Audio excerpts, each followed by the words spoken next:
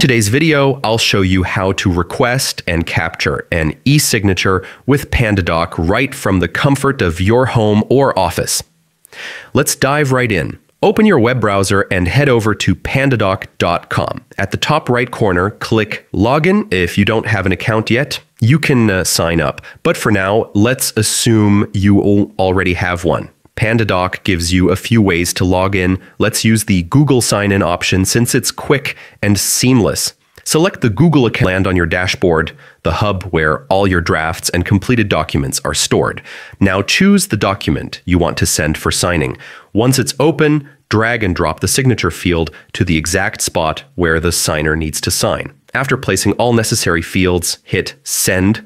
Pandadoc takes care of delivery, tracking, and even reminder emails if the recipient hasn't signed yet. And that's it, and paper-free way to handle e-signatures with Pandadoc. Whether you're finalizing deals or reducing paperwork clutter, it's a powerful tool for modern document management.